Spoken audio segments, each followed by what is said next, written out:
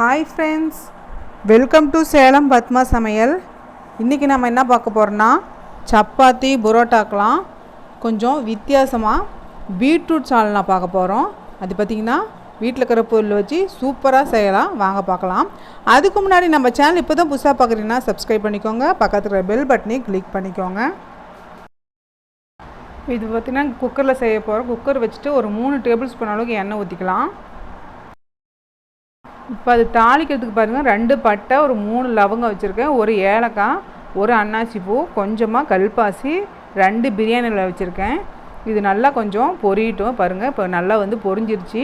இப்போ நான் medium size வெங்காயம் 2 கட் பண்ணி வச்சுருக்கேன், அதை சேர்த்துடலாம். இதை சேர்த்துட்டு நல்லா கொஞ்சம் வதக்கிக்கலாம். நல்லா கோல்டன் கலரில் வரணும், அந்த அளவுக்கு வந்தால் தான் கிரேவி நல்லாயிருக்கும் நமக்கு. பாருங்கள், இப்போ வதங்கிருச்சு. இப்போ இதில் நான் 1 டீஸ்பூன் அளவுக்கு இஞ்சி பூண்டு விழுது வச்சுருக்கேன், அதை சேர்த்துடலாம். அதை சேர்த்துட்டு அது பச்சை வாசனை போக நல்லா வதக்கிக்கலாம். இப்போது இதுக்கு தக்காளி, நான் மீடியம் சைஸ் தக்காளி 2 கட் பண்ணி வச்சுருக்கேன், அதை சேர்த்துட்டு அதை நல்லா வதக்கிக்கலாம். தக்காளி பாருங்கள் நல்லா மேஷ் ஆகிற வரைக்கும் நமக்கு வதக்கியாச்சு. இப்போ நம்ம ட்ரை பவுடர்லாம் சேர்த்துடலாம். 1/4 டீஸ்பூன் அளவுக்கு மஞ்சள் பொடி, 1 டேபிள் ஸ்பூன் மல்லித்தூள், 1 டீஸ்பூன் தனி மிளகாய் தூள், 1/2 teaspoon garam masala, 1/2 teaspoon chicken masala. இப்போ இதை சேர்த்துட்டு நல்லா இந்த பச்சை வாசனை போக இது ஒரு 2 நிமிஷம் நல்லா அப்படியே வதக்கி விட்டுறலாம். இப்போ பாருங்கள், இது கொஞ்சம் நல்லா வதங்கிருச்சு. நான் மீடியம் சைஸு பீட்ரூட்டு 2 இந்த மாதிரி பொடியாக கட் பண்ணி வச்சுருக்கேன், அதை சேர்த்துடலாம். இப்போ அதை சேர்த்துட்டு ஒரு 2 நிமிஷம் நல்லா வதக்கி விட்டுறலாம்.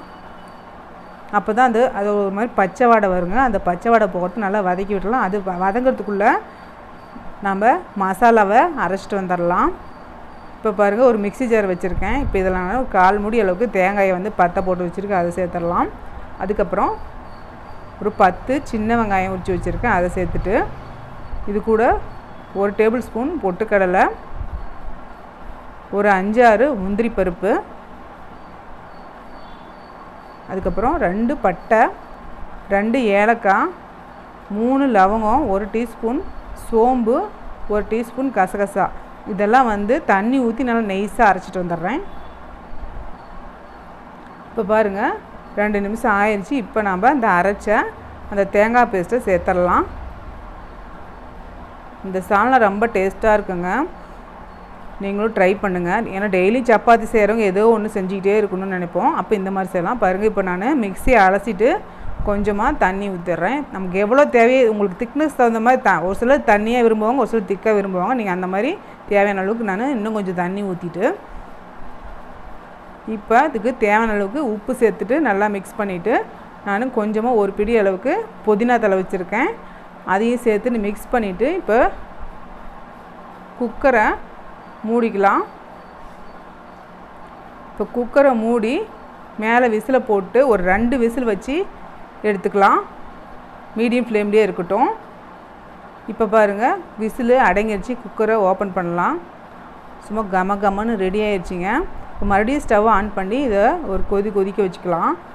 அப்போ தான் ஒரு வாசல் ஒரு பச்சை வடை மாதிரி இருக்கும். இப்போ பாருங்கள், கொதிக்க ஆரம்பிக்குது. இப்போ நான் இதுக்கு மேலே கொஞ்சமாக மல்லி இலை போட்டுட்டு இறக்குனா சூப்பரான நம்ம புரோட்டா சப்பாத்திக்கு பீட்ரூட் சால்னா ரெடிங்க. இந்த வீடியோ பிடிச்சா லைக் பண்ணுங்கள், ஷேர் பண்ணுங்கள், கமெண்ட் பண்ணுங்கள்.